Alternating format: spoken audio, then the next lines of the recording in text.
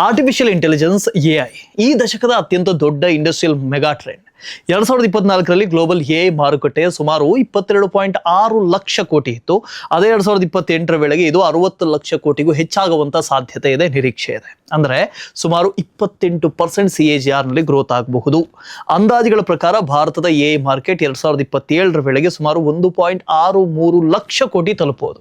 ಆದರೆ ಇಲ್ಲಿ ಒಂದು ಮುಖ್ಯ ವಿಷಯ ಇದೆ, ಅದೇನು ಅಂದ್ರೆ ಎಐ ವ್ಯಾಲ್ಯೂ ಚೈನ್ನ ಪ್ರತಿಯೊಂದು ಹಂತದಲ್ಲೂ ಭಾರತ ಈಕ್ವಲ್ ಆಗಿ ಸ್ಟ್ರಾಂಗ್ ಆಗಿಲ್ಲ. ಉದಾಹರಣೆಗೆ ಈ ಚಿಪ್ ಮ್ಯಾನುಫ್ಯಾಕ್ಚರಿಂಗ್ ಆಗಿರ್ಬೋದು ಅಥವಾ ಎಐ ಮಾಡೆಲ್ಸ್ ಕ್ಷೇತ್ರದಲ್ಲಿ ಭಾರತ ಇನ್ನೂ ಕೂಡ ಗ್ಲೋಬಲ್ ಲೀಡರ್ ಆಗಿಲ್ಲ. ಭಾರತದ ನಿಜವಾದ ಶಕ್ತಿ ಸ್ಟ್ರೆಂತ್ ಏನು ಅಂದ್ರೆ AI enabled services, system integration, enterprise AI adoption ಮತ್ತು ಬೇರೆ ಬೇರೆ ಇಂಡಸ್ಟ್ರೀಸ್ಗೆ ಎಐ ಸೊಲ್ಯೂಷನ್ಸ್ಗಳನ್ನು ಕೊಡೋದು. ಮೊದಲು ಸಂಪೂರ್ಣವಾಗಿ ಎಐ ವ್ಯಾಲ್ಯೂ ಚೈನ್ ಅನ್ನ ನಾವು ಅರ್ಥ ಮಾಡ್ಕೊಳ್ಳೋಣ. ಯಾಕೆ ಅಂದ್ರೆ ಎಐ ಅಂದ್ರೆ ಕೇವಲ ಚಾಟ್ ಜಿಪಿಟಿ ಅಥವಾ ಒಂದು ಸಾಫ್ಟ್ವೇರ್ ಟೂಲ್ ಮಾತ್ರ ಅಲ್ಲ, ಅದರ ಹಿಂದೆ ಒಂದು ದೊಡ್ಡ ಇಂಡಸ್ಟ್ರಿಯಲ್ ಸ್ಟೇಕ್ ಕೂಡ ಕೆಲಸ ಮಾಡ್ತಾ ಇದೆ. ಈ ಸ್ಟೇಕ್ ನ ಅತಿ ಕೆಳಭಾಗದಲ್ಲಿ ಸೆಮಿ ಕಂಡಕ್ಟರ್ ಎಕ್ವಿಪ್ಮೆಂಟ್ ಇರುತ್ತೆ. ಇವು ಚಿಪ್ಗಳನ್ನು ತಯಾರು ಮಾಡಬೇಕಾದಂತಹ ಮೆಷಿನ್ಸ್ ಮತ್ತು ಟೂಲ್ಗಳನ್ನು ರೆಡಿ ಮಾಡುತ್ತೆ. ಅದರ ನಂತರ ಎಐ ಚಿಪ್ಸ್ ಮತ್ತು ಈ GPUs ಇವೆಲ್ಲವೂ ಕೂಡ ಬರುತ್ತೆ. ಈ ಕ್ಷೇತ್ರದಲ್ಲಿ ಎನ್ವಿಡಿಯಾ ರೀತಿಯಾದಂತಹ ಕಂಪನಿಗಳು ಮುಂಚೂಣಿಯಲ್ಲಿದೆ. ಆ ಚಿಪ್ಗಳನ್ನು ಬಳಕೆ ಮಾಡ್ಕೊಳ್ಳೋದಕ್ಕೆ ಎಐ ಸರ್ವಿಸಸ್ಸು, ಸ್ಟೋರೇಜು ಮತ್ತು ನೆಟ್ವರ್ಕಿಂಗ್ ಇನ್ಫ್ರಾಸ್ಟ್ರಕ್ಚರ್ ಬೇಕೇ ಬೇಕು. ಮುಂದಿನ ಹಂತ ಡೇಟಾ ಸೆಂಟರ್ಸ್, ಕ್ಲೌಡ್ ಮತ್ತು GPU as a service. AI workload actual ಆಗಿ ಇಲ್ಲಿ ರನ್ ಆಗುತ್ತೆ.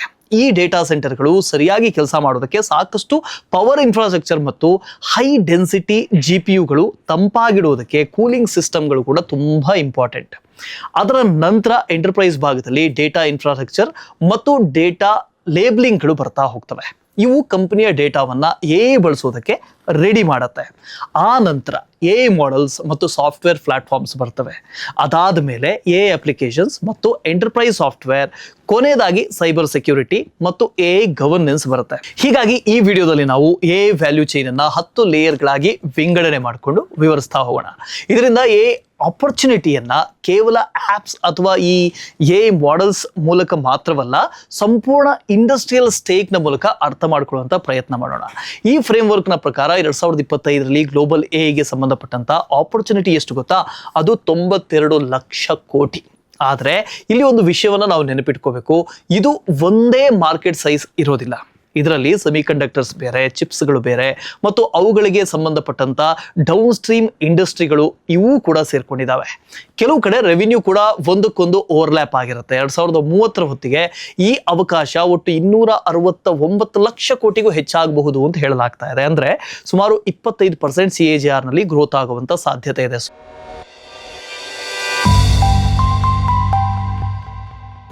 ಸೊ ಸ್ಟ್ರೈಟ್ ಅವೇ ವಿಡಿಯೋ ಹೋಗೋಣ. ನಾನು ವಾಸುದೇವ್ ಮಾರ್ನಾಡ್, ನೀವು ನೋಡ್ತಾ ಇದ್ದೀರಿ ಗ್ರೋ ಕನ್ನಡ ಯೂಟ್ಯೂಬ್ ಚಾನಲ್. ಈ ವ್ಯಾಲ್ಯೂ ಚೈನ್ನ ಮೊದಲ ಲೇಯರ್ ಸೆಮಿ ಕಂಡಕ್ಟರ್ ಎಕ್ವಿಪ್ಮೆಂಟ್ ಮತ್ತು ಮೆಟೀರಿಯಲ್ಸ್. ಸಿಂಪಲ್ ಆಗಿ ಹೇಳಬೇಕು ಅಂತ ಆದ್ರೆ ಇದು ಪ್ರೀ ಚಿಪ್ ಲೇಯರ್. ಎನ್ವಿಡಿಯಾ ಅಥವಾ ಬೇರೆ ಯಾವುದೇ ಎಐ ಚಿಪ್ ಕಂಪನಿ ಆಕ್ಸಲರೇಟರ್ಸ್ ತಯಾರಿಸೋ ಮೊದಲು ಅದರ ಹಿಂದೆ ಮೆಷಿನ್ಸ್, ಟೂಲ್ಸ್, ಎಚ್ಚಿಂಗ್, ಟೆಸ್ಟಿಂಗ್ ಮತ್ತು ಪ್ಯಾಕೇಜಿಂಗ್ ಸಂಪೂರ್ಣ ಇಕೋಸಿಸ್ಟಮ್ ಈಗಾಗಲೇ ಇರಬೇಕು. ಸೆಮಿ ಕಂಡಕ್ಟರ್ ಎಕ್ವಿಪ್ಮೆಂಟ್ ಮತ್ತು ಮೆಟೀರಿಯಲ್ಸ್ ಲೇಯರ್, ಅದರ ವ್ಯಾಲ್ಯೂ ಸುಮಾರು 19.54 ಲಕ್ಷ ಕೋಟಿ. ಇದು ಸಂಪೂರ್ಣ ಎಐ ಸ್ಟೇಕ್ನ ಸುಮಾರು 21.2% ಪಾಲು ಹೊಂದಿದೆ. 2030ರ ಹೊತ್ತಿಗೆ ಈ ಲೇಯರ್ ಸುಮಾರು 7.9% CAGR ನಲ್ಲಿ ಸುಮಾರು 28.56 ಲಕ್ಷ ಕೋಟಿಗೆ ಬೆಳೆಯುವಂತ ಸಾಧ್ಯತೆ ಇದೆ. ಉದಾಹರಣೆಗೆ ASML ಲಿಥೋಗ್ರಫಿ ಮೆಷಿನ್ಸ್ಗಳನ್ನು ತಯಾರು ಮಾಡುತ್ತೆ. ಈ ಮೆಷಿನ್ಸ್ ಚಿಪ್ ಅದರ ಮೇಲೆ ಅತ್ಯಂತ ಚಿಕ್ಕ ಸರ್ಕ್ಯೂಟ್ ಪ್ರಿಂಟ್ ಮಾಡೋದಕ್ಕೆ, ಅಂದ್ರೆ ಈ ಚಿಪ್ಗಳ ಮೇಲೆ ಒಂದು ಸರ್ಕ್ಯೂಟ್ ಅಂತ ಬರುತ್ತೆ, ಆ ಸರ್ಕ್ಯೂಟ್ಗಳನ್ನು ಪ್ರಿಂಟ್ ಮಾಡೋದಕ್ಕೆ ಬಳಕೆ ಆಗುತ್ತೆ. ಅಪ್ಲೈಡ್ ಮೆಟೀರಿಯಲ್ಸ್ ಮತ್ತು lab research chip making tools ಅನ್ನು ತಯಾರು ಮಾಡುತ್ತೆ. KLA ಚಿಪ್ ಮ್ಯಾನುಫ್ಯಾಕ್ಚರಿಂಗ್ ಸಮಯದಲ್ಲಿ ಡಿಫೆಕ್ಟ್ಸ್ ಗಳನ್ನ ಪತ್ತೆ ಹಚ್ಚುವಂತ ಇನ್ಸ್ಪೆಕ್ಷನ್ ಟೂಲ್ಗಳನ್ನು ರೆಡಿ ಮಾಡುತ್ತೆ. ASMLಗೆ EUV ಲಿಥೋಗ್ರಫಿ ಸೆಕ್ಟರ್ನಲ್ಲಿ ಮೊನೋಪೊಲಿ ಇರೋದ್ರಿಂದ ಅದರ ವ್ಯಾಲ್ಯೂಯೇಷನ್ ತುಂಬಾ ಪ್ರೀಮಿಯಂ ಆಗಿದೆ. ಅದೇ ರೀತಿ ಎಐ ಕ್ಯಾಪೆಕ್ಸ್ ಸೈಕಲ್ನ ಬಗ್ಗೆ ಇರುವಂತಹ ಹೆಚ್ಚಿನ ನಿರೀಕ್ಷೆಗಳು ಈಗಾಗಲೇ ಅಪ್ಲೈಡ್ ಮೆಟೀರಿಯಲ್ಸ್, ಲ್ಯಾಬ್ ರಿಸರ್ಚ್ ಮತ್ತು KLA ಅಂತಹ ಕಂಪನಿಗಳ ವ್ಯಾಲ್ಯೂಯೇಷನ್ ನಲ್ಲಿ ರಿಫ್ಲೆಕ್ಟ್ ಆಗಿದ್ದಾವೆ. ಇನ್ನು ನಮ್ಮ ದೇಶದಲ್ಲಿ ಈ ಲೇಯರ್ ಇನ್ನೂ ಕೂಡ ಸಣ್ಣ ಹಂತದಲ್ಲಿದೆ, ಇನ್ನು ಪ್ರಾರಂಭಿಕ ಹಂತದಲ್ಲಿದೆ. 2025ರಲ್ಲಿ ಇದರ ವ್ಯಾಲ್ಯೂ ಬಂದು ಸುಮಾರು 32,000 ಕೋಟಿ. ಆದರೆ 2030 ಹೊತ್ತಿಗೆ ಇದು 54,000 ಕೋಟಿಗೆ ಬೆಳೆಯುವಂತ ನಿರೀಕ್ಷೆ ಇದೆ. ಅದಕ್ಕಾಗಿ 76,000 ಕೋಟಿ ಮೌಲ್ಯದ ಸೆಮಿಕಾನ್ ಇಂಡಿಯಾ ಪ್ರೋಗ್ರಾಂ ಬಹಳ ಇಂಪಾರ್ಟೆಂಟ್. 91,000 ಕೋಟಿಗೂ ಹೆಚ್ಚು ಹೂಡಿಕೆಯಲ್ಲಿ ಟಾಟಾ ಎಲೆಕ್ಟ್ರಾನಿಕ್ಸ್ ತನ್ನ ಡೊಲೆರಾ ಫ್ಯಾಬ್ ನಿರ್ಮಿಸ್ತಾ ಇದೆ. ಅದರ ಜೊತೆಗೆ ಮೈಕ್ರಾನ್ನ ಸನಂದ್ ATMP ಪ್ರಾಜೆಕ್ಟ್ ಕೂಡ ಸುಮಾರು $2.75 ಬಿಲಿಯನ್ ಇನ್ವೆಸ್ಟ್ಮೆಂಟ್ ನಲ್ಲಿ ಅಭಿವೃದ್ಧಿ ಆಗ್ತಾ ಇದೆ, ಡೆವಲಪ್ ಆಗ್ತಾ ಇದೆ. ಆದ್ರೆ ಇಲ್ಲಿ ಬಹಳ ಇಂಪಾರ್ಟೆಂಟ್ ವಿಷಯ ಏನು ಅಂದ್ರೆ, ಈ ಸ್ಟ್ರಾಂಗ್ ಸಪ್ಲೈಯರ್ ಇಕೋಸಿಸ್ಟಮ್ ಅನ್ನು ನಿರ್ಮಿಸೋದು ಅಷ್ಟು ಸುಲಭದ ಕೆಲಸ ಅಲ್ಲ. ಈಗ ಎರಡನೇ ಲೇಯರ್ಗೆ ಬರೋಣ. ಇದು AI ಚಿಪ್ಸ್, HBM ಮತ್ತು ASIC ಇದರ ಅಡ್ವಾನ್ಸ್ಡ್ ಪ್ಯಾಕೇಜಿಂಗ್ ಅನ್ನ ಮಾಡುತ್ತೆ. ಸಿಂಪಲ್ ಆಗಿ ಹೇಳಬೇಕು ಅಂತಾದ್ರೆ ಇದು AI core compute layer. AI model ಅನ್ನ ಟ್ರೈನ್ ಮಾಡೋದಕ್ಕೆ ಮತ್ತು ರನ್ ಮಾಡೋದಕ್ಕೆ ಈ GPUs, ಕಸ್ಟಮ್ ಚಿಪ್ಸ್ ಮತ್ತು ಹೈ ಸ್ಪೀಡ್ ಮೆಮೊರಿ ಮತ್ತು ಅಡ್ವಾನ್ಸ್ಡ್ ಚಿಪ್ ಪ್ಯಾಕೇಜಿಂಗ್ ತುಂಬಾನೇ ಇಂಪಾರ್ಟೆಂಟ್. 2025ರಲ್ಲಿ ಈ ಲೇಯರ್ನ ಗ್ಲೋಬಲ್ ಮಾರ್ಕೆಟ್ ಸೈಜ್ ಬಂದು ಸುಮಾರು 6.7 ಲಕ್ಷ ಕೋಟಿ. ಇದು ಸಂಪೂರ್ಣವಾಗಿ 10 ಲೇಯರ್ AI ಸ್ಟೇಕ್ನ ಸುಮಾರು 7.4% ಪಾಲನ್ನು ಹೊಂದಿದೆ. ಆದರೆ ಈ ಸೆಕ್ಟರ್ನ ಗ್ರೋತ್ ತುಂಬಾನೇ ವೇಗವಾಗಿ ಅಂದ್ರೆ ತುಂಬಾನೇ ಸ್ಪೀಡ್ ಆಗಿ ಬೆಳೀತಾ ಇದೆ. 2030 ವೇಳೆಗೆ ಇದು ಸುಮಾರು 28 ಲಕ್ಷ ಕೋಟಿಗೆ ತಲುಪುವಂತ ನಿರೀಕ್ಷೆ ಇದೆ. ಅಂದ್ರೆ ಸುಮಾರು 33% CAGR ದರದಲ್ಲಿ ಬೆಳೆಯುವಂತ ಸಾಧ್ಯತೆ ಇದೆ. ಅಷ್ಟು ಹೈ ಸ್ಪೀಡ್ ನಲ್ಲಿ ಗ್ರೋತ್ ಆಗುವಂತ ನಿರೀಕ್ಷೆ ಇದೆ. ಭಾರತದಲ್ಲಿ ಈ ಲೇಯರ್ನ ಮೌಲ್ಯ ಅಂದ್ರೆ ವ್ಯಾಲ್ಯೂ ಈಗ ಸುಮಾರು 15,000 ಕೋಟಿ. ಇದು ಭಾರತದ ಒಟ್ಟು AI ಸ್ಟೇಕ್ ನ ಸುಮಾರು 5.5% ಭಾಗ. ಈ ಟರ್ಮ್ಸ್ ಗಳನ್ನ ಇನ್ನೂ ಕೂಡ ಸಿಂಪಲ್ ಆಗಿ ಅರ್ಥ ಮಾಡ್ಕೊಳ್ಳುವಂತ ಪ್ರಯತ್ನ ಮಾಡೋಣ. ಈ GPUs ಅಂದ್ರೆ AI ಮಾಡೆಲ್ಸ್ ಅನ್ನ ಟ್ರೈನ್ ಮಾಡೋದಕ್ಕೆ ಮತ್ತು ರನ್ ಮಾಡೋದಕ್ಕೆ ಬೇಕಾಗಿರುವಂತ ಈ ಕಂಪ್ಯೂಟೇಷನ್ಸ್ ಅಂತ ಏನ್ ಮಾಡ್ತೀವಿ ಆ ಚಿಪ್ಗಳನ್ನ ಯೂಸ್ ಮಾಡುತ್ತೆ. ಈ ಕ್ಷೇತ್ರದಲ್ಲಿ NVIDIA ಮತ್ತು AMD ಮೇಜರ್ ಆದಂತಹ ಕಂಪನಿಗಳು. ಈ ASICs ಅಂದ್ರೆ ಒಂದು ನಿರ್ದಿಷ್ಟ AI ವರ್ಕ್ಲೋಡ್ಗಾಗಿ ಸ್ಪೆಷಲ್ ಆಗಿ ಡಿಸೈನ್ ಮಾಡಿರುವಂತಹ ಕಸ್ಟಮ್ ಚಿಪ್ಸ್ಗಳು. ಈ ಬ್ರಾಡ್ಕಾಮ್ ಮತ್ತು ಗೂಗಲ್ನ TPU ಇದಕ್ಕೆ ಬೆಸ್ಟ್ ಎಕ್ಸಾಂಪಲ್. ಈಗ ಈ ಟೇಬಲ್ ಅನ್ನು ನೋಡಿ. ಈ ಕ್ಷೇತ್ರದಲ್ಲಿ ಯಾವ ಕಂಪನಿ ಏನ್ ಮಾಡುತ್ತೆ ಅನ್ನೋದು ಈ ಟೇಬಲ್ ಅಲ್ಲಿ ನಿಮಗೆ ಸಿಂಪಲ್ ಆಗಿ ಗೊತ್ತಾಗ್ತಾ ಹೋಗುತ್ತೆ. ಇಲ್ಲಿ NVIDIA ಅತ್ಯುತ್ತಮವಾದಂತ ಒಂದು ಉದಾಹರಣೆ. ಯಾಕೆಂದ್ರೆ ಮಾರ್ಕೆಟ್ NVIDIAನ AI ಜಗತ್ತಿನ ಪ್ರಮುಖ ಟೂಲ್ ಬೂತ್ ಅಂತ ಕರೆಯುತ್ತೆ. ಅಂದ್ರೆ ಈ AI ಇಕೋಸಿಸ್ಟಮ್ ನಲ್ಲಿ ಕೆಲಸ ಮಾಡುವಂತ ಆಲ್ಮೋಸ್ಟ್ ಬಹುತೇಕ ಕಂಪನಿಗಳು ಯಾವುದೋ ಒಂದು ಹಂತದಲ್ಲಿ NVIDIAದ ಟೆಕ್ನಾಲಜಿಯನ್ನ ಬಳಕೆ ಮಾಡ್ಕೊಳ್ಳೇಬೇಕಾಗತ್ತೆ. ತನ್ನ GPU IP ಸಾಫ್ಟ್ವೇರ್ ಇಕೋಸಿಸ್ಟಮ್ ಆಗಿರ್ಬೋದು, ನೆಟ್ವರ್ಕಿಂಗ್ ಸೊಲ್ಯೂಷನ್ಸ್ ಆಗಿರ್ಬೋದು, ಅಥವಾ end to end AI compute platform ನ ಮೂಲಕ NVIDIA ಒಂದು ಸ್ಟ್ರಾಂಗ್ ಆದಂತ ಇಕೋಸಿಸ್ಟಮ್ ಅನ್ನ ನಿರ್ಮಾಣ ಮಾಡಿದೆ. ಆದ್ರಿಂದ ಈ ಹಾರ್ಡ್ವೇರ್ ಕಂಪನಿ ಆಗಿದ್ರೂ ಕೂಡ ಅದರ ಮಾರ್ಜಿನ್ಸ್ ಮತ್ತು ಬಿಸ್ನೆಸ್ ಎಕನಾಮಿಕ್ಸ್ ಸಾಫ್ಟ್ವೇರ್ ಕಂಪನಿಗಳಿಗೆ ತುಂಬಾನೇ ಹತ್ತಿರವಾಗಿದೆ. ಈಗ FY 2026 ನಲ್ಲಿ NVIDIA ಸುಮಾರು 18.5 ಲಕ್ಷ ಕೋಟಿಯ ರೆವಿನ್ಯೂ ರಿಪೋರ್ಟ್ ಮಾಡಿತ್ತು. ಅದರ ಗ್ರಾಸ್ ಮಾರ್ಜಿನ್ ಬಂದು ಸುಮಾರು 71% ಇತ್ತು ಪ್ರಸ್ತುತವಾಗಿ. ಅಂದ್ರೆ ಈಗ NVIDIA ಕಂಪನಿಯ PE ರೇಷಿಯೋ ಬಂದು ಸುಮಾರು 32x ಇದೆ. ಅದರ ಪ್ರಾಫಿಟ್ ಗ್ರೋತ್ ಇನ್ನೂ ಕೂಡ ನೋಡಿದ್ರೆ ಈಗಿನ ವ್ಯಾಲ್ಯೂಯೇಷನ್ ಕೂಡ ಇನ್ನೂ ಸ್ಟ್ರಾಂಗ್ ಆಗಿಯೇ ಕಾಣಿಸ್ತಾ ಇದೆ. ಇನ್ನು ಬ್ರಾಡ್ಕಾಮ್ ಕೂಡ AI ಬೂಮ್ನ ಪ್ರಮುಖ ಲಾಭ ಪಡಿತಾ ಇರುವಂತಹ ಕಂಪನಿಗಳಲ್ಲಿ ಒಂದು. ಸ್ಪೆಷಲಿ ಇದರ ಕಸ್ಟಮ್ AI ಚಿಪ್ಸ್ ಮತ್ತು ನೆಟ್ವರ್ಕಿಂಗ್ ಬಿಸ್ನೆಸ್ ಇದರ ಬೆಳವಣಿಗೆಗೆ ಪ್ರಮುಖ ಕಾರಣ ಆಗಿದೆ. FY 2026ನ Q2 ನಲ್ಲಿ ಈ ಬ್ರಾಡ್ಕಾಮ್ನ AI ಸೆಮಿಕಂಡಕ್ಟರ್ ರೆವಿನ್ಯೂ ಸುಮಾರು $10.8 ಬಿಲಿಯನ್ ತಲುಪಿತ್ತು. ಇದು ಕಳೆದ ವರ್ಷದ ಇದೇ ಅವಧಿಗೆ ಹೋಲಿಸಿದ್ರೆ ಸುಮಾರು 143% ಹೆಚ್ಚಳ. ಅಂದ್ರೆ ಅಷ್ಟು ಹೆಚ್ಚಾಗಿದೆ. ಇನ್ನು FY 2026ನ Q3ಗೆ ಕಂಪನಿ ಸುಮಾರು $16 ಬಿಲಿಯನ್ AI ಸೆಮಿಕಂಡಕ್ಟರ್ ರೆವಿನ್ಯೂ ನಿರೀಕ್ಷೆ ಮಾಡ್ತಾ ಇದೆ. ಈಗ ಭಾರತದ ಬಗ್ಗೆ ಮಾತನಾಡೋದಾದ್ರೆ ನಮ್ಮ ದೇಶದಲ್ಲಿ ಇನ್ನೂ ಕೂಡ NVIDIAಗೆ ಈಕ್ವಲ್ ಆಗಿ ಬೆಳೆದಿರುವಂತ ಯಾವುದೇ ಕಂಪನಿ ಇಲ್ಲ. ಪ್ರಸ್ತುತ ಭಾರತದ ಶಕ್ತಿ ಸೆಮಿಕಂಡಕ್ಟರ್ ಅಸೆಂಬ್ಲಿ ಮತ್ತು ಚಿಪ್ ಡಿಸೈನ್ ಸರ್ವಿಸಸ್ ಕ್ಷೇತ್ರಗಳಲ್ಲಿ ಮಾತ್ರ ಇದೆ. ಆದ್ರೆ ಈ NVIDIAದಂತಹ ದೊಡ್ಡ ದೊಡ್ಡ ಕಂಪನಿಗಳಂತೂ ಭಾರತದಲ್ಲಿ ಇಲ್ಲ. ಈಕ್ವಲ್ ಆಗಿರುವಂತಹ ಕಂಪನಿಗಳು ಕೂಡ ಭಾರತದಲ್ಲಿ ಇಲ್ಲಿವರೆಗೆ ಇಲ್ಲ. ಈ ಕ್ಷೇತ್ರದಲ್ಲಿನ ಕೆಲವು ಪ್ರಮುಖ ಉದಾಹರಣೆಗಳು ಅಂತ ಹೇಳಿದ್ರೆ ಟಾಟಾ ಎಲೆಕ್ಟ್ರಾನಿಕ್ಸ್ ಆಗಿರ್ಬೋದು, ಮೈಕ್ರಾನ್ ಇಂಡಿಯಾ ಆಗಿರ್ಬೋದು, CG ಪವರ್ ಆಗಿರ್ಬೋದು, ಕೇನ್ಸ್ ಟೆಕ್ನಾಲಜಿ ಆಗಿರ್ಬೋದು ಮತ್ತು ನೆಟ್ವೆಬ್ ಟೆಕ್ನಾಲಜಿಗಳು ಕೂಡ ಆಗಿರ್ಬೋದು. ಹಾಗಾದ್ರೆ ಹೂಡಿಕೆದಾರನ ದೃಷ್ಟಿಯಲ್ಲಿ ಅಂದ್ರೆ ಇನ್ವೆಸ್ಟ್ ಮಾಡೋರ ದೃಷ್ಟಿಯಲ್ಲಿ ಇಲ್ಲಿ ಇಂಪಾರ್ಟೆಂಟ್ ಟೇಕ್ ಅವೇ ಏನು? ಒಂದು ಕಂಪನಿ AI ಸರ್ವಿಸ್ ಅಸೆಂಬಲ್ ಮಾಡ್ತಾ ಇದೆ ಅಂದ ಮಾತ್ರಕ್ಕೆ ಅದು AI ಬೆನಿಫಿಷಿಯರಿ ಆಗಬಹುದು. ಆದರೆ ಅದರಿಂದ NVIDIA ಅಥವಾ ಅದರ ಮೇಜರ್ ಸಪ್ಲೈಯರ್ಸ್ಗೆ ಇರುವಂತಹ ಒಂದು ಹೈ ಮಾರ್ಜಿನ್ಸ್ ಏನಿದೆ ಆ ಮಾರ್ಜಿನ್ ಸಿಗೋದಿಲ್ಲ. ಈಗ ಮೂರನೇ ಲೇಯರ್ ಬರೋಣ. ಇದು AI ಸರ್ವರ್ಸ್, ಸ್ಟೋರೇಜ್ ಮತ್ತು ನೆಟ್ವರ್ಕಿಂಗ್. ಸಿಂಪಲ್ ಆಗಿ ಹೇಳಬೇಕು ಅಂದ್ರೆ ಲೇಯರ್ 2 ನಲ್ಲಿ ತಯಾರಾಗುವ ಚಿಪ್ಗಳನ್ನ ಬಳಸೋದಕ್ಕೆ ಸಾಧ್ಯವಾಗುವ AI ಕಂಪ್ಯೂಟ್ ಇನ್ಫ್ರಾಸ್ಟ್ರಕ್ಚರ್ ಆಗಿ ಪರಿವರ್ತನೆ ಆಗುವಂತ ಕೆಲಸವನ್ನ ಈ ಲೇಯರ್ 3 ಮಾಡ್ತಾ ಹೋಗುತ್ತೆ. ಅಂದ್ರೆ ಈ GPUs, servers, storage, high speed switches ಮತ್ತು ಸಂಪೂರ್ಣವಾಗಿ AI ಕ್ಲಸ್ಟರ್ಸ್ ಅನ್ನ ಒಂದೇ ಇನ್ಫ್ರಾಸ್ಟ್ರಕ್ಚರ್ ನಲ್ಲಿ ಜೋಡಿಸಲಾಗುತ್ತೆ. AI ಮಾಡೆಲ್ಸ್ ದಿನದಿಂದ ದಿನಕ್ಕೆ ದೊಡ್ಡದಾಗ್ತಾ ಇರೋದ್ರಿಂದ ಇವತ್ತು ನೆಟ್ವರ್ಕಿಂಗ್ ಕೂಡ GPUsಗೆ ಈಕ್ವಲ್ ಆಗಿ ಇಂಪಾರ್ಟೆಂಟ್ ಆಗುತ್ತೆ. ಯಾಕೆ ಅಂದ್ರೆ GPUs ಒಂದರೊಂದಿಗೆ ಒಂದು ಹೈ ಸ್ಪೀಡ್ ನಲ್ಲಿ ಕಮ್ಯುನಿಕೇಟ್ ಮಾಡಬಹುದಾದ್ರೆ ಸಂಪೂರ್ಣವಾದಂಥ AI ಕ್ಲಸ್ಟರ್ ಇದಕ್ಕೆ ಪರಿಣಾಮಕಾರಿಯಾಗಿ ಕೆಲಸ ಮಾಡಲೇಬೇಕು, ಇಲ್ಲ ಅಂದ್ರೆ ಆ ಕೆಲಸ ಸಾಧ್ಯ ಆಗೋದಿಲ್ಲ. ಈಗ ಟೋಟಲ್ ಎ ಸ್ಟೇಕ್ ನಲ್ಲಿ ಈ ಲೇಯರ್ ಸುಮಾರು 20% ಪಾಲನ್ನು ಹೊಂದಿದೆ. 2030 ಟೈಮ್ಗೆ ಇದರ ವ್ಯಾಲ್ಯೂ ಬಂದು ಸುಮಾರು 80.43 ಲಕ್ಷ ಕೋಟಿ ಆಗುವಂತ ಸಾಧ್ಯತೆ ಇದೆ. ಅಂದ್ರೆ ಸುಮಾರು 34.3% CAGR ರೇಟ್ ನಲ್ಲಿ ಗ್ರೋತ್ ಆಗುವಂತ ಸಾಧ್ಯತೆ ಇದೆ. ಭಾರತದಲ್ಲಿ ಈ ಲೇಯರ್ನ ವ್ಯಾಲ್ಯೂ ಈಗ ಸುಮಾರು 41,000 ಕೋಟಿ ಇದೆ. ಇದು ಭಾರತದ ಒಟ್ಟು ಎ ಸ್ಟೇಕ್ನ ಸುಮಾರು 15.1% ನಷ್ಟು ಪಾಲು. ಈ ಟೇಬಲ್ನಲ್ಲಿ ನೋಡಿ, ಈ ಲೇಯರ್ ಕೆಲವು ಕಾಂಪೊನೆಂಟ್ಗಳಿಂದ ಕೂಡಿದೆ. ಎ ಸರ್ವಿಸ್ ಕ್ಷೇತ್ರದಲ್ಲಿ ಡೆಲ್ ಮತ್ತು ಲೆನೋವೊ ಪ್ರಮುಖ ಕಂಪನಿಗಳು, ನೆಟ್ವರ್ಕಿಂಗ್ ವಿಭಾಗದಲ್ಲಿ ಬ್ರಾಡ್ಕಾಮ್ ಮತ್ತು ಸಿಸ್ಕೋ ಮೇಜರ್ ಆದಂಥ ಪಾತ್ರವನ್ನು ವಹಿಸ್ತಾ ಇದೆ. ಈಗ ಭಾರತದ ದೃಷ್ಟಿಯಿಂದ ನೋಡೋದಾದ್ರೆ ಲೇಯರ್ 3 ಅನ್ನೋದು ಲೇಯರ್ 2ಗಿಂತ ಹೆಚ್ಚು ಪ್ರಾಕ್ಟಿಕಲ್ ಆದಂಥ ಅವಕಾಶವನ್ನು ಸೃಷ್ಟಿ ಮಾಡ್ತಾ ಇದೆ. ಯಾಕೆ ಅಂದರೆ ಈ GPU IP ಅಭಿವೃದ್ಧಿ ಪಡಿಸೋದು ತುಂಬಾನೇ ಕಷ್ಟ. ಆದರೆ ಸರ್ವರ್ ಇಂಟಿಗ್ರೇಷನ್ ಆಗಿರ್ಬೋದು, ರ್ಯಾಕ್ ಅಸೆಂಬ್ಲಿ ಆಗಿರ್ಬೋದು, ಅಥವಾ ಈ ಎಂಟರ್ಪ್ರೈಸ್ ಇನ್ಫ್ರಾಸ್ಟ್ರಕ್ಚರ್ ಅನ್ನು ನಿರ್ಮಿಸೋದು ಭಾರತದ ಕಂಪನಿಗಳಿಗೆ ಹೆಚ್ಚು ಸಾಧ್ಯವಾಗುವಂತಹ ಕ್ಷೇತ್ರ. ಈ ಲೇಯರ್ನಲ್ಲಿ ಭಾರತದ ಪ್ರಮುಖ ಲಿಸ್ಟೆಡ್ ಕಂಪನಿ ಅಂದರೆ ಅದು ನೆಟ್ವೆಬ್ ಟೆಕ್ನಾಲಜೀಸ್. FY26 ನಲ್ಲಿ ಕಂಪನಿಯ AI ಸಿಸ್ಟಮ್ ಬಿಸ್ನೆಸ್ ರೆವಿನ್ಯೂ ಕಳೆದ ವರ್ಷದ ಹೋಲಿಕೆಯಲ್ಲಿ ಸುಮಾರು 460% ಹೆಚ್ಚಳ ಕಂಡಿದೆ. ಇದೀಗ ಕಂಪನಿಯ ಒಟ್ಟು ಆಪರೇಟಿಂಗ್ ರೆವಿನ್ಯೂನಲ್ಲಿ ಸುಮಾರು 43.4% ಪಾಲನ್ನ AI ಸಿಸ್ಟಮ್ಸ್ ಬಿಸ್ನೆಸ್ ಇಂದಲೇ ಬರ್ತಾ ಇದೆ. ಕಂಪನಿಯ ಮ್ಯಾನೇಜ್ಮೆಂಟ್ ಬಂದು FY27 ನಲ್ಲಿ ಸುಮಾರು 35ರಿಂದ 40% ರೆವಿನ್ಯೂ ಗ್ರೋತ್ ಆಗುವಂತ ನಿರೀಕ್ಷೆಯನ್ನು ಕೂಡ ಇಟ್ಕೊಂಡಿದೆ. ಈ ಕ್ಷೇತ್ರದಲ್ಲಿ ಭಾರತದ ಕೆಲವು ಪ್ರಮುಖ ಕಂಪನಿಗಳು ಅಂತ ಹೇಳೋದಾದ್ರೆ E2E ನೆಟ್ವರ್ಕ್ಸ್, ಡೆಕ್ಸಾನ್ ಟೆಕ್ನಾಲಜೀಸ್ ಆಗಿರ್ಬೋದು, ಅಥವಾ ಕೇನ್ಸ್ ಟೆಕ್ನಾಲಜಿ ಆಗಿರ್ಬೋದು, ಇವಿಷ್ಟು ಕೂಡ ಭಾರತದ ಮೇಜರ್ ಕಂಪನಿಗಳು. ಆದರೆ ಈ ಲೇಯರ್ಸ್ನಲ್ಲಿ ವ್ಯಾಲ್ಯೂಯೇಷನ್ ರಿಸ್ಕ್ ಕೂಡ ಸಾಕಷ್ಟಿದೆ. ಇದಕ್ಕೆ ಒಂದು ಬೆಸ್ಟ್ ಎಕ್ಸಾಂಪಲ್ ಅಂತ ಹೇಳಿದ್ರೆ ಸೂಪರ್ ಮೈಕ್ರೋ ಕಂಪ್ಯೂಟರ್. ಈ AI ಸರ್ವಿಸಸ್ಗೆ ತುಂಬ ಈ ಡಿಮಾಂಡ್ ಹೆಚ್ಚಾಗಿರುವಂಥ ಟೈಮ್ನಲ್ಲಿ ಇಂತಹ ಕಂಪನಿಗಳ ಗ್ರೋತ್ ಏಕಾಏಕಿ ವೇಗವಾಗಿ ಹೆಚ್ಚಾಗ್ತಾ ಇರೋದನ್ನು ನಾವು ಕಾಣಬಹುದು. ಅದರಿಂದ ಅದರ ಶೇರ್ಸ್ಗೆ ಬೆಸ್ಟ್ ರೇಟಿಂಗ್ ಕೂಡ ಸಿಗ್ಬೋದು. ಆದರೆ ಮಾರ್ಜಿನ್ಸ್ ಕಮ್ಮಿ ಆಗೋದಕ್ಕೆ ಆರಂಭವಾದರೆ ಅಥವಾ ಸಪ್ಲೈ ಚೈನಲ್ಲಿ ಏನಾದರೂ ಸಮಸ್ಯೆ ಕಂಡು ಬಂದರೆ ಅದೇ ಕಂಪನಿಗಳ ವ್ಯಾಲ್ಯೂಯೇಷನ್ ಕೂಡ ವೇಗವಾಗಿ ಕಮ್ಮಿ ಕೂಡ ಆಗ್ಬೋದು, ಇಳಿಬೋದು. ಹೀಗಾಗಿ ಭಾರತದ ದೃಷ್ಟಿಯಲ್ಲಿ ಲೇಯರ್ 3 ಒಂದು ಉತ್ತಮವಾದಂಥ ಅವಕಾಶ. ಆದರೆ ಇಲ್ಲಿ ಎಕ್ಸಿಕ್ಯೂಷನ್ ಮತ್ತು ವ್ಯಾಲ್ಯೂಯೇಷನ್ ಈಕ್ವಲಿ ಎರಡೂ ಕೂಡ ಇಂಪಾರ್ಟೆಂಟ್ ಆಗುತ್ತೆ. ಈಗ 4ನೇ ಲೇಯರ್ಗೆ ಬರೋಣ. ಇದು AI ಡೇಟಾ ಸೆಂಟರ್ಸ್, ಕ್ಲೌಡ್ ಮತ್ತು GPS as a services. Simple ಆಗಿ ಹೇಳಬೇಕು ಅಂತ ಹೇಳಿದ್ರೆ AI ವರ್ಕ್ಲೋಡ್ಸ್ ನಿಜವಾಗಿಯೂ ಕೂಡ ರನ್ ಆಗೋದು ಇದೇ ಲೇಯರ್ನಲ್ಲಿ. ಒಮ್ಮೆ ಚಿಪ್ಸ್ ಮತ್ತು ಈ ಸರ್ವರ್ ಸಿದ್ಧವಾದ ನಂತರದಲ್ಲಿ hyperscale data centres, cloud platforms, GPS cloud, storage, fibre connectivity ಮತ್ತು ಪವರ್ ಸಿಸ್ಟಮ್ಗಳ ಮೂಲಕ ಅವುಗಳನ್ನು ಬಳಸಬಹುದಾದಂಥ AI ಕಂಪ್ಯೂಟ್ ಆಗಿ ಇದನ್ನು ಪರಿವರ್ತಿಸುತ್ತಲ್ಲ, ಅದೇ ಈ ಲೇಯರ್. AI ಡೇಟಾ ಸೆಂಟರ್ ಅನ್ನೋದು ಸಾಮಾನ್ಯ ಡೇಟಾ ಸೆಂಟರ್ಗಳಿಗಿಂತ ಸಂಪೂರ್ಣವಾದಂಥ ಒಂದು ಭಿನ್ನ, ಅಂದರೆ ಬೇರೆದ್ದೇ ಆಗಿರುತ್ತೆ. ಇದಕ್ಕೆ ಹೆಚ್ಚು ರ್ಯಾಕ್ ಡೆನ್ಸಿಟಿ, ಹೆಚ್ಚಿನ power capacity, advanced cooling system ಹಾಗೂ ಸ್ಪೆಷಲ್ GPU ಕ್ಲಸ್ಟರ್ಗಳು ಬೇಕಾಗ್ತವೆ. ನಾವು ಗ್ಲೋಬಲಿ ನೋಡಿದ್ರೆ ಈ ಲೇಯರ್ ಸಂಪೂರ್ಣವಾಗಿ ಈ 10 ಲೇಯರ್ AI ಸ್ಟೇಕ್ನ ಸುಮಾರು 15.4% ಅಷ್ಟು ಪಾಲು ಹೊಂದಿದೆ.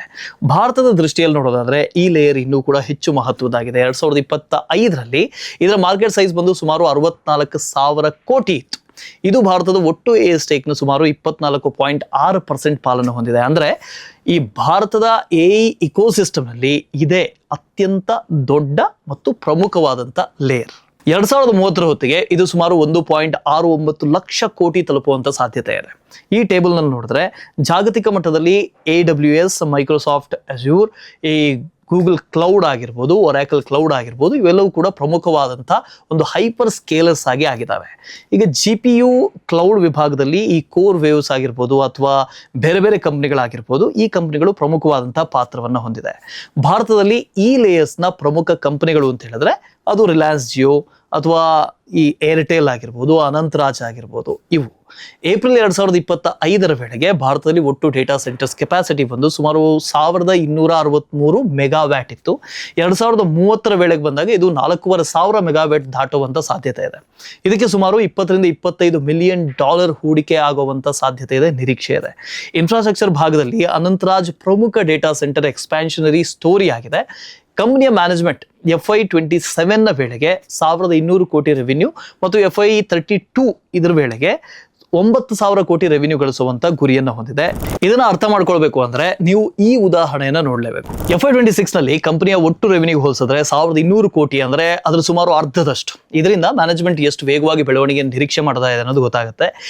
ಕ್ಲೌಡ್ಗೆ ಇರುವಂತಹ ಬೇಡಿಕೆ ಎಷ್ಟು ದೊಡ್ಡದಾಗಿದೆ ಅನ್ನೋದಕ್ಕೆ ಮೈಕ್ರೋಸಾಫ್ಟ್ ಒಂದು ಉತ್ತಮವಾದಂತ ಎಕ್ಸಾಂಪಲ್. FY26 ನ Q3 ನಲ್ಲಿ ಮೈಕ್ರೋಸಾಫ್ಟ್ ನ ಬಿಸ್ನೆಸ್ ನ ಆನ್ಯುವಲ್ ರೆವಿನ್ಯೂ ರೇಟ್ ಬಂದು $3.5 ಬಿಲಿಯನ್ ಆಗಿತ್ತು. ಇದು ಕಳೆದ ವರ್ಷಕ್ಕೆ ಹೋಲಿಸಿದ್ರೆ ಸುಮಾರು 123% ಹೆಚ್ಚಳ. ಭಾರತದಲ್ಲಿ ಅನಂತರಾಜ್ ವ್ಯಾಲ್ಯೂಯೇಷನ್ ದೃಷ್ಟಿಯಿಂದಲೂ ಕೂಡ ಗಮನ ಸೆಳೆಯುವಂತ ಕಂಪನಿ. ಪ್ರಸ್ತುತ ಇದು ಸುಮಾರು 34x P ನಲ್ಲಿ ಟ್ರೇಡ್ ಆಗ್ತಾ ಇದೆ. ಕಳೆದ 3 ವರ್ಷಗಳಲ್ಲಿ ಕಂಪನಿಯ ಪ್ರಾಫಿಟ್ CAGR ಬಂದು ಸುಮಾರು 54% ಆಗಿದೆ.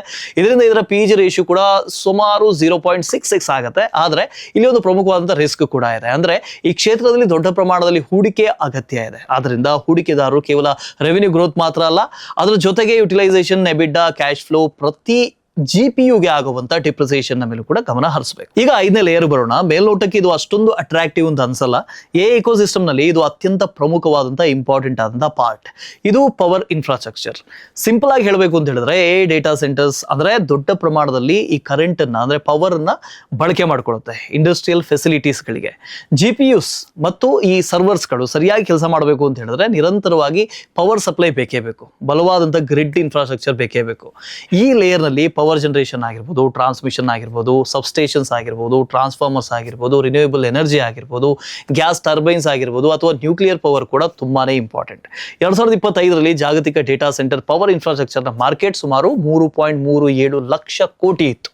ಇದು ಸಂಪೂರ್ಣವಾಗಿ ವ್ಯಾಲ್ಯೂ ಚೈನ್ ನ ಸುಮಾರು 3.7% ಪಾಲನ್ನು ಹೊಂದಿತ್ತು. ಭಾರತದಲ್ಲಿ ಈ ಲೇಯರ್ ನ ಮೌಲ್ಯ ಸುಮಾರು 13,000 ಕೋಟಿ.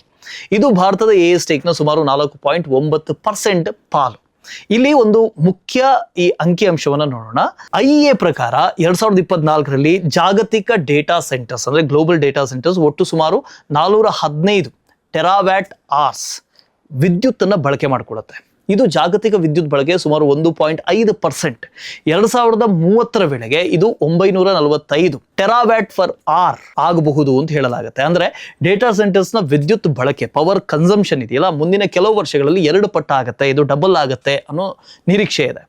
ಭಾರತದಲ್ಲೂ ಕೂಡ ಇದೇ ರೀತಿಯ ಬೆಳವಣಿಗೆಯನ್ನು ನಿರೀಕ್ಷೆ ಮಾಡಲಾಗ್ತಾ ಇದೆ. ಅಂದಾಜುಗಳ ಪ್ರಕಾರ 2030ರ ವೇಳೆಗೆ ಭಾರತದ ಡೇಟಾ ಸೆಂಟರ್ಸ್ ವರ್ಷಕ್ಕೆ ಸುಮಾರು 50ರಿಂದ 57 ಟೆರಾವ್ಯಾಟ್ ಪರ್ ಅವರ್ ವಿದ್ಯುತ್ ಬಳಕೆ ಮಾಡುತ್ತಂತೆ.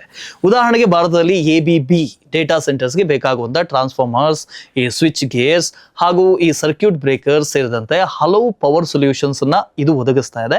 ಅದೇ ರೀತಿಯಲ್ಲಿ ಈ ಸ್ಮಾರ್ಟ್ ಇನ್ಫ್ರಾಸ್ಟ್ರಕ್ಚರ್ ಆಗಿರ್ಬೋದು, ಎಲೆಕ್ಟ್ರಿಫಿಕೇಶನ್ ಆಗಿರ್ಬೋದು ಅಥವಾ ಆಟೋಮೇಷನ್ ಸೊಲ್ಯೂಷನ್ಸ್ ಆಗಿರ್ಬೋದು, ಇದರ ಮೂಲಕ ಡೇಟಾ ಸೆಂಟರ್ಸ್ ಪವರ್ ಇಕೋಸಿಸ್ಟಮ್ನ ಪ್ರಮುಖ ಪಾತ್ರವನ್ನು ನಿರ್ವಹಿಸ್ತಾ ಇದೆ. ಈಗ 6ನೇ ಲೇಯರ್ ಬರೋಣ. ಇದು ಕೂಲಿಂಗ್ ಮತ್ತು ಥರ್ಮಲ್ ಮ್ಯಾನೇಜ್ಮೆಂಟ್. ಸರ್ವರ್ಸ್ ಕೆಲಸ ಮಾಡುವಾಗ ತುಂಬಾ ಹೆಚ್ಚು ಹೀಟ್ ಜನರೇಟ್ ಆಗುತ್ತೆ.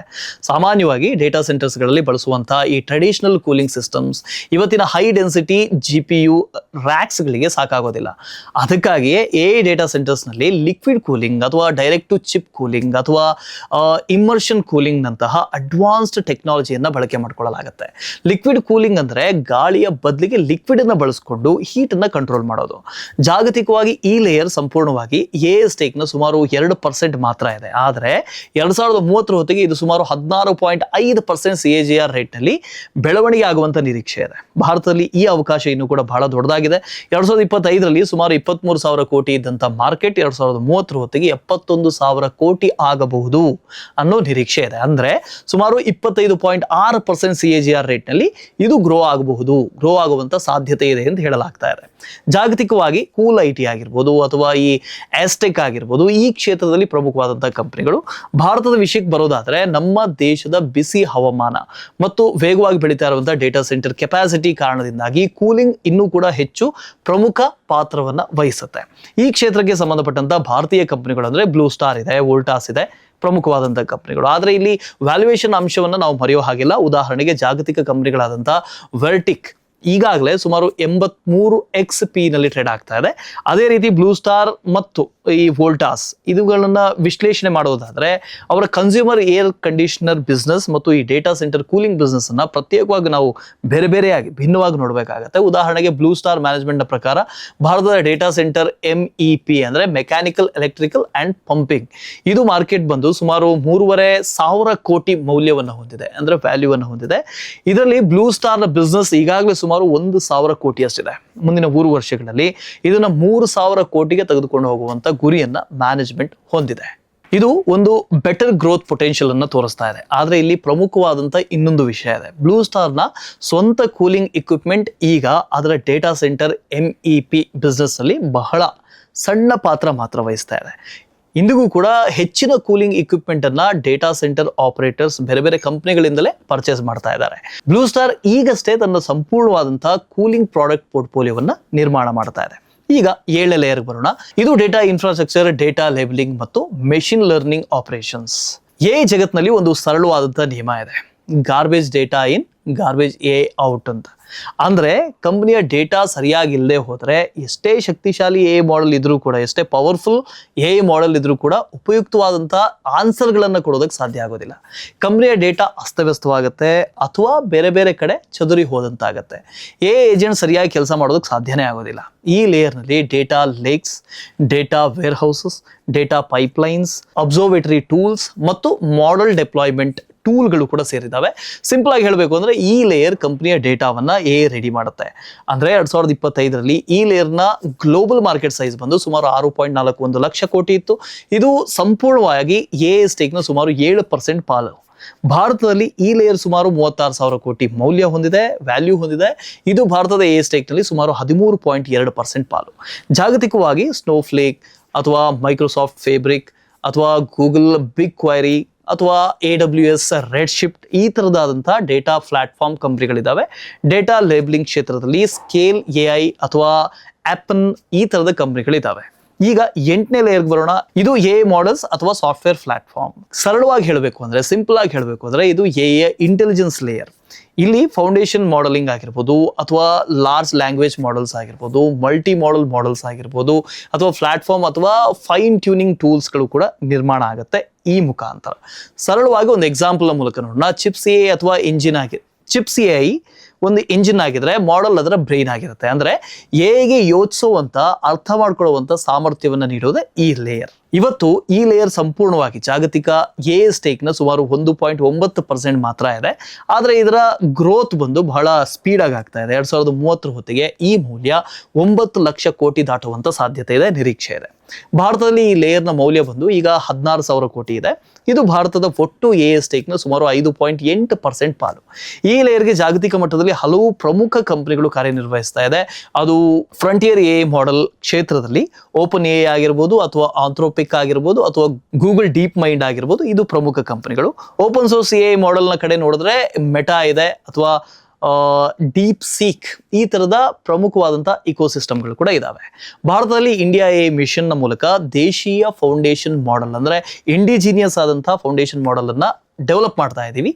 ಕಂಪ್ಯೂಟರ್ಸ್ಗೆ ಹೆಚ್ಚಿನ ಪ್ರವೇಶವನ್ನ ಕಲ್ಪಿಸೋದಕ್ಕೆ ಸರ್ಕಾರ ಕೂಡ ಬಹಳ ಯೋಜನೆಗಳನ್ನು ಹಾಕೊಂಡಿದೆ. $10,000 ಕೋಟಿಯನ್ನ ಸರ್ಕಾರ ಮಂಜೂರು ಮಾಡಿದೆ.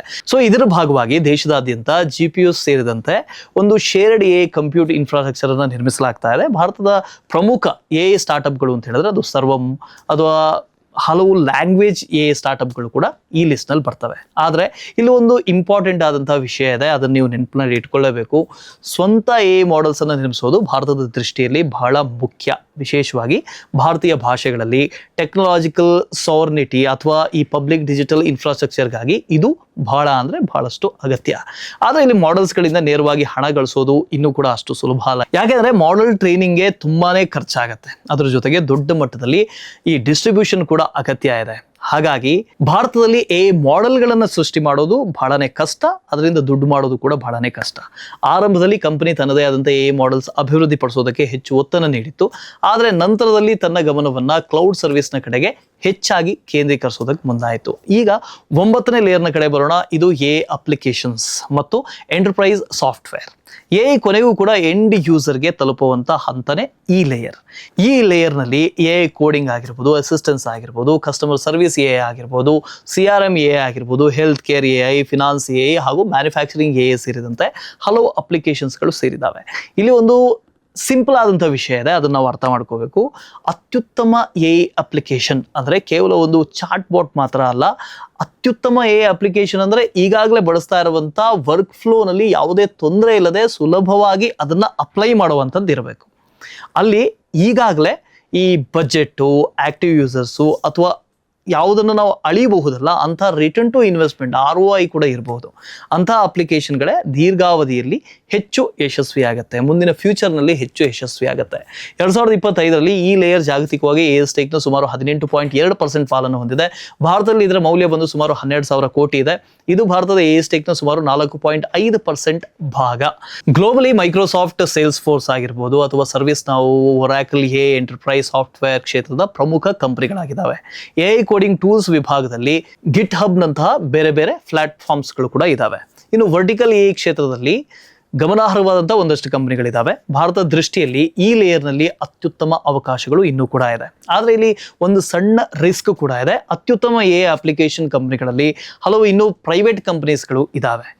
ಈ ಫ್ರೆಶ್ ವರ್ಕ್ಸ್ ಭಾರತದಲ್ಲಿ ಆರಂಭವಾಗಿ ಈಗ ಲಿಸ್ಟೆಡ್ ಆಗಿರುವಂಥ ಉತ್ತಮವಾದಂಥ SaaS ಕಂಪನಿಗಳಲ್ಲಿ ಒಂದು. ಇದರ AI ಬಿಸ್ನೆಸ್ ಕೂಡ ವೇಗವಾಗಿ ಬೆಳೀತಾ ಇದೆ. FY25ನಲ್ಲಿ ಕಂಪನಿ ಸುಮಾರು 8,000 ಕೋಟಿ ರೆವಿನ್ಯೂವನ್ನು ರಿಪೋರ್ಟ್ ಮಾಡಿತ್ತು. ಕಂಪನಿಯ ಫ್ರೆಡಿ AI ಪ್ಲಾಟ್ಫಾರ್ಮ್ ಈಗಾಗಲೇ ಸುಮಾರು 2,400 ಕೋಟಿ ಆನ್ಯುವಲ್ ರಿಕರಿಂಗ್ ರೆವಿನ್ಯೂ ARR ಇದನ್ನು ದಾಟಿದೆ. ಮ್ಯಾನೇಜ್ಮೆಂಟ್ ಹೇಳೋ ಪ್ರಕಾರ 2028ರ ವೇಳೆಗೆ ಈ ಫ್ರೆಡಿ ARR ಸುಮಾರು 4 ಪಟ್ಟು ಹೆಚ್ಚಾಗುವಂಥ ನಿರೀಕ್ಷೆ ಇದೆ. IT ಕ್ಷೇತ್ರದ ಹೊರಗಿನ ಉದಾಹರಣೆಯನ್ನು ನೋಡಬೇಕು ಅಂತ ಹೇಳಿದ್ರೆ ಮಹೀಂದ್ರಾ ಆ್ಯಂಡ್ ಮಹೀಂದ್ರಾ ಇದು ಕೂಡ AI ಬಳಸಿಕೊಂಡು ತನ್ನ ಆಟೋಮೋಟಿವ್ ಬಿಸ್ನೆಸ್ನಲ್ಲಿ ಹಲವು ಬದಲಾವಣೆಗಳನ್ನು ಮಾಡ್ತಾ ಇದೆ, ತುಂಬಾ ಚೇಂಜಸ್ಗಳನ್ನು ಮಾಡ್ತಾ ಇದೆ. ಈ FY27ರ ವೇಳೆಗೆ AI ಇನಿಷಿಯೇಟಿವ್ ಸುಮಾರು 4,100 ಕೋಟಿ ರೆವಿನ್ಯೂ ಇಂಪ್ಯಾಕ್ಟ್ ಮಾಡುವಂಥ ಸಾಧ್ಯತೆ ಇದೆ, ನಿರೀಕ್ಷೆ ಇದೆ.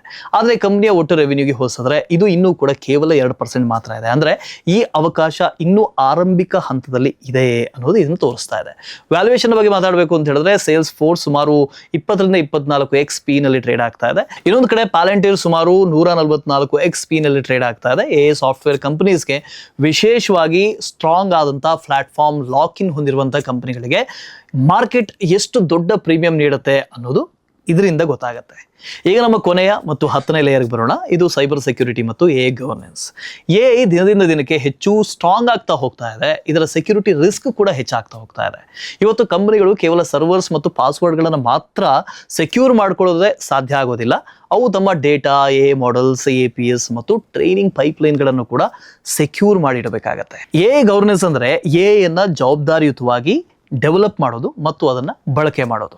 ಇದರಲ್ಲಿ ಮಾಡೆಲ್ ಮಾನಿಟರಿಂಗ್, ಬಯಾಸ್ ಟೆಸ್ಟಿಂಗ್ ಅಥವಾ ಈ ಡೀಪ್ ಫೇಕ್ ಪ್ರೊಟೆಕ್ಷನ್ ಹಾಗೂ AI ಇನ್ಸಿಡೆಂಟ್ ರೆಸ್ಪಾನ್ಸ್ ಇದು ಕೂಡ ಸೇರ್ಕೊಂಡಿದ್ದಾವೆ. 2025ರಲ್ಲಿ ಈ ಲೇಯರ್ನ ಜಾಗತಿಕ ಮಾರ್ಕೆಟ್ ಅಂದರೆ ಗ್ಲೋಬಲ್ ಮಾರ್ಕೆಟ್ನ ಸೈಜ್ ಬಂದು ಸುಮಾರು 3.11 ಲಕ್ಷ ಕೋಟಿ. ಇದು ಸಂಪೂರ್ಣವಾಗಿ AS ಟೆಕ್ನ ಸುಮಾರು 3.4% ಪಾಲನ್ನು ಹೊಂದಿದೆ. ಭಾರತದಲ್ಲಿ ಈ ಲೇಯರ್ ಒಟ್ಟು AS ಟೆಕ್ನ ಸುಮಾರು 5.8% ಭಾಗ ಹೊಂದಿದೆ. ಸೈಬರ್ ಸೆಕ್ಯೂರಿಟಿ ಕ್ಷೇತ್ರದಲ್ಲಿ ಪಾಲೋ ಆಲ್ಟೋ ನೆಟ್ವರ್ಕ್ಸ್ ಮತ್ತು ಈ ಕ್ರೌಡ್ ಸ್ಟ್ರೈಕ್ ಪ್ರಮುಖವಾದಂಥ ಕಂಪನಿಗಳು. ಐಡೆಂಟಿಟಿ ಸೆಕ್ಯೂರಿಟಿ ವಿಭಾಗದಲ್ಲಿ ಈ ಓಕ್ಟಾ ಹಾಗೂ ಮೈಕ್ರೋಸಾಫ್ಟ್ ಎಂಟ್ರಾ ಪ್ರಮುಖ ಪ್ಲಾಟ್ಫಾರ್ಮ್ಗಳು. ಇಲ್ಲಿ ನಾವು ನೆನಪಿಡಬೇಕಾದಂತಹ ಒಂದು ಮುಖ್ಯ ವಿಷಯ ಅಂದರೆ AI ಪ್ರೊಡಕ್ಟಿವಿಟಿ ಹೆಚ್ಚಾಗ್ತಾ ಇದೆ, ಆದರೆ ಅದೇ ಟೈಮ್ನಲ್ಲಿ ರಿಸ್ಕ್ ಕೂಡ ಹೆಚ್ಚಾಗ್ತಾ ಇದೆ. ಹಾಗಾಗಿ ಯಾವುದೇ ಸಂಸ್ಥೆ AIಯನ್ನು ದೊಡ್ಡ ಮಟ್ಟದಲ್ಲಿ ಅಳವಡಿಸ್ಕೊಳ್ಬೇಕು ಅಂತಾದರೆ ಸೆಕ್ಯೂರಿಟಿ ಮತ್ತು ಗವರ್ನೆನ್ಸ್ ಮೇಲಿನ ಹೂಡಿಕೆ, ಇನ್ವೆಸ್ಟ್ಮೆಂಟ್ ತುಂಬಾನೇ ಮುಖ್ಯ ಮತ್ತು ಕಡ್ಡಾಯ ಕೂಡ ಹೌದು. ಹಾಗಾದರೆ ಇಲ್ಲಿ ಕೊನೆಯ ಪ್ರಶ್ನೆ ಏನು ಅಂದರೆ AI ಭಾರತದ ಕಂಪನಿಗಳಿಗೆ ಒಂದು ಕ್ಯಾಟಲಿಸ್ಟಾ ಅಥವಾ ಥ್ರೆಟ್ಟಾ? ಭಾರತದ IT ಸರ್ವಿಸಸ್ ಕಂಪನಿಗಳಿಗೆ AI ಒಂದು ಕ್ಯಾಟಲಿಸ್ಟ್ ಆಗಬೇಕು ಅಂತಾದರೆ ಅವು ಹಳೆಯ ಬಿಸ್ನೆಸ್ ಮಾಡೆಲ್ನಿಂದ ಹೊರಬರಬೇಕಾಗಿದೆ. ಅಂದರೆ ಹಳೆ ಮಾದರಿ ಹೇಗಿತ್ತು? ತುಂಬಾ ಸಿಂಪಲ್ ಆಗಿತ್ತು. ಹೆಚ್ಚು ಎಂಪ್ಲಾಯೀಸ್, ಹೆಚ್ಚು ಬಿಲೆಬಲ್ ಅವರ್ಸ್, ಹೆಚ್ಚು ರೆವಿನ್ಯೂ. ಆದರೆ AI ಈ ಮಾದರಿಯನ್ನು ಕಂಪ್ಲೀಟ್ ಆಗಿ ಬದಲಾಯಿಸ್ತಾ ಇದೆ. ಅಂದರೆ ಹೆಚ್ಚು ಆಟೋಮೇಷನ್, ಕಮ್ಮಿ ಬಿಲೆಬಲ್ ಅವರ್ಸ್, ಔಟ್ಕಮ್ ಬೇಸ್ಡ್ ಪ್ರೈಸಿಂಗ್, ಪ್ರತಿ ಎಂಪ್ಲಾಯೀಸ್ನಿಂದ ಹೆಚ್ಚು ರೆವಿನ್ಯೂ. ಭಾರತದ ಇನ್ಫ್ರಾಸ್ಟ್ರಕ್ಚರ್ ಮತ್ತು ಈ ಸೆಮಿಕಂಡಕ್ಟರ್ ಇಕೋಸಿಸ್ಟಮ್ಗೆ AI ಸ್ಪಷ್ಟವಾದಂಥ ಒಂದು catalyst. Data centres, GPU cloud, AI services ಹಾಗೂ OSAT ಕ್ಷೇತ್ರಗಳಲ್ಲಿ ನಿಜವಾದಂಥ ಅವಕಾಶಗಳನ್ನು ಇದು ಸೃಷ್ಟಿ ಮಾಡ್ತಾ ಇದೆ. ಆದರೆ ಇಲ್ಲಿ ವ್ಯಾಲ್ಯೂಯೇಷನ್ ಡಿಸಿಪ್ಲಿನ್ ತುಂಬಾ ಮುಖ್ಯ.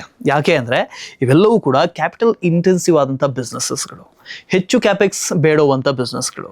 ಅವು ಸ್ವಯಂಚಾಲಿತವಾಗಿ ಅಂದರೆ ಆಟೋಮೆಟಿಕ್ ಆಗಿ ಶೇರ್ ಹೋಲ್ಡರ್ಸ್ಗೆ ಒಂದು ಉತ್ತಮವಾದಂಥ ರಿಟರ್ನ್ನ ಕೊಡುತ್ತೆ. ಫೌಂಡೇಶನ್ ಮಾಡೆಲ್ ಕಂಪನಿಗಳ ವಿಷಯಕ್ಕೆ ಬರೋದಾದರೆ ಅವುಗಳ ಸ್ಟ್ರಾಟಜಿಕ್ ಇಂಪಾರ್ಟೆನ್ಸ್ ತುಂಬಾ ಹೆಚ್ಚಿದೆ.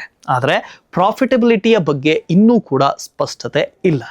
ಭಾರತ ತನ್ನ ಟೆಕ್ನಾಲಜಿಕಲ್ ಸಾವರೆಂಟಿ, ಭಾರತೀಯ ಭಾಷೆಗಳು ಹಾಗೂ ಪಬ್ಲಿಕ್ ಡಿಜಿಟಲ್ ಇನ್ಫ್ರಾಸ್ಟ್ರಕ್ಚರ್ಗಾಗಿ ತನ್ನದೇ ಆದಂಥ AI ಮಾಡೆಲ್ಗಳನ್ನು ನಿರ್ಮಿಸಬೇಕು. ಆದರೆ ಪ್ರತಿಯೊಂದು ಮಾಡೆಲ್ ಕಂಪನಿ ಕೂಡ ಮುಂದಿನ ಓಪನ್ AI ಆಗ್ತಾ ಇದೆ ಅಂತ ಹೂಡಿಕೆದಾರರು ಊಹಿಸಬಾರ್ದು. ಯಾಕೆ ಅಂದರೆ ಮುಂದಿನ ದಿನಗಳಲ್ಲಿ ರೆವಿನ್ಯೂ ಗ್ರೋತ್ ಕೇವಲ ಎಂಪ್ಲಾಯೀಸ್ಗಳ ಸಂಖ್ಯೆಗಳನ್ನು ಹೆಚ್ಚಿಸೋದ್ರಿಂದ ಮಾತ್ರ ಬರೋದಿಲ್ಲ. ಎನ platforms automation, outcome based pricing, operations, vertical solutions ಮತ್ತು ಮೊಬಿಲಿಟಿ ಸಾಫ್ಟ್ವೇರ್ ಆಗಿ ಯಶಸ್ವಿಯಾಗಿ ಹೇಗೆ ಪರಿವರ್ತನೆ ಮಾಡಿಕೊಳ್ಳುತ್ತೆ, ಕಂಪ್ನಿಗಳು ಹೇಗೆ ಯೂಸ್ ಮಾಡಿಕೊಳ್ಳುತ್ತೆ, ಇದರ ಮೇಲೆ ಡಿಪೆಂಡ್ ಆಗಿದೆ. ಈಗ ನಿಮ್ಮ ಅಭಿಪ್ರಾಯ ಏನು? ಕಮೆಂಟ್ನಲ್ಲಿ ಹೇಳಿ. ವೇವ್ನಲ್ಲಿ ಭಾರತ ಗಮನಿಸಬೇಕಾದಂಥ ಅತ್ಯಂತ ಪ್ರಮುಖ ಟ್ರೆಂಡ್ ಯಾವುದು? ಇದನ್ನು ಕೂಡ ನೀವು ಈ ಕಮೆಂಟ್ನಲ್ಲಿ ಮೆನ್ಷನ್ ಮಾಡಿ. ಮುಂದಿನ ವಿಡಿಯೋದಲ್ಲಿ ಮತ್ತೆ ಸಿಗೋಣ. ಅಲ್ಲಿವರೆಗೆ ಕೀಪ್ ಇನ್ವೆಸ್ಟಿಂಗ್, ಹ್ಯಾಪಿ ಇನ್ವೆಸ್ಟಿಂಗ್.